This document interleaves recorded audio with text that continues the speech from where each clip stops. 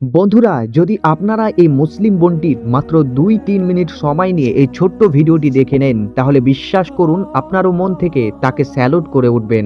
প্রচণ্ড গরমে ডাবল হিজাব পরা নিয়ে একজন রিপোর্টার এই মুসলিম বোনকে প্রশ্ন করেছিলেন। তিনি এমন একটি উত্তর দেন যে সেখানে উপস্থিত সবাই তার মুখের দিকে তাকিয়েছিলেন। রিপোর্টার জিজ্ঞেস করেন, এই ভয়ঙ্কর রোদে যেখানে মানুষের অবস্থা খারাপ, সেখানে আপনি ডবল হিজাব পরে আছেন কেন? আপনার কি গরম লাগে না? এবার শুনুন এই নিষ্পাপ ও বুদ্ধিমতী বোনটির উত্তর। তিনি বলেন, আমাদের মা হযরতে ফাতিমা রাদিয়াল্লাহু তাআলা আনহাও হিজাব পরতেন।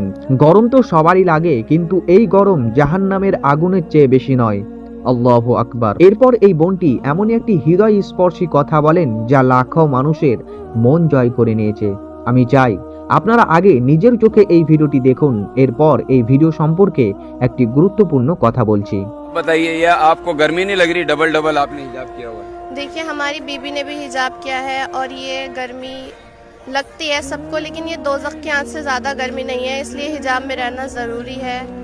हम आपकी गर्मी के लिए, आपके सुकून के लिए अपना हिजाब नहीं खो सकते अच्छा, हैं। पहली बार खिदमत कर रही है? कितनी बार कर चुकी है?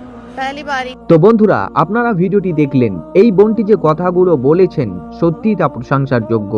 রিপোর্টার যখন প্রশ্ন করছিলেন, এত গরমে ডাবল হিজাব কেন? আপনার গরম লাগে না? তখন তিনি উত্তর দেন, গরম তো সবার লাগে, কিন্তু এই গরম জাহান্নামের আগুনের চেয়ে বেশি নয়। এরপর তিনি আরো সুন্দর করে একটি কথা বলেন, মানুষের আরাম ও তাদের চিন্তা ভাবনার জন্য আমি আমার হিজাব ছাড়তে পারি না। সত্যি এটি খুবই বড় একটি কথা।